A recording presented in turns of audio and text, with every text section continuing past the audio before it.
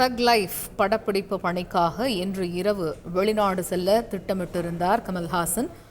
ஆனால் நாடாளுமன்ற தேர்தலுக்கான கூட்டணி இறுதியாகாததால் வெளிநாடு பயணத்தை தள்ளி வைத்திருப்பதாக தகவல் வெளியாகி உள்ளது. இது பற்றிய விவரங்களை எமது செய்தியாளர் ரமேஷ் விவரிக்க கேட்போம். ரமேஷ், முழு தகவல்கள் என்ன? வணக்கம். நாடாளுமன்ற தேர்தலுக்கான கூட்டணி மற்றும் தொகுதி பங்கீடு இன்னும் உறுதியாகாத நிலையில் வெளிநாடு செல்ல திட்டமிட்டிருந்த மக்கள் நீதி மய்யம் கட்சி தலைவர் கமலஹாசன் வெளிநாடு பயணத்தை தள்ளி வைத்திருப்பதாக தகவல் வெளியாகி இருக்கிறது. குறிப்பாக மக்கள் நீதி மய்யம் கட்சியை பொறுத்தவரைக்கும் வரக்கூடிய 2024 நாடாளுமன்ற தேர்தலில் திமுக கூட்டணியில் இணைய இருப்பதாக சொல்லப்படுகிறது. திமுக மற்றும் மக்கள் நீதி மய்யம் இடையே கூட்டணி தொடர்பான ஒரு மறைமுக பேச்சுவார்த்தை என்பது நடைபெற்று வருகிறது. மக்கள் நீதி மய்யம் தரப்புல திமுக கூட்டணியில் 2 தொகுதிகள் வரை கேட்கப்பட்டும் வருகிறது. அதிகாரப்பூர்வ பேச்சுவார்த்தை என்பது திமுக மற்றும் மக்கள் நீதி மய்யம் இடையே இன்னும் தொடங்கவில்லை என்றாலும் மறைமுக பேச்சுவார்த்தை என்பது சென்று கொண்டுதான் இருக்கிறது.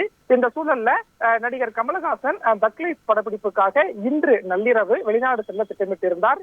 10 நாட்கள் வெளிநாடு செல்ல திட்டமிட்டிருந்த நிலையில் நாடாளுமன்ற தேர்தலுக்கான கூட்டணி இன்னும் இறுதியாகவில்லை என்பதால் வெளிநாடு பயணத்தை 2 நாட்கள் தள்ளி வைத்திருப்பதாக சொல்லப்படுகிறது.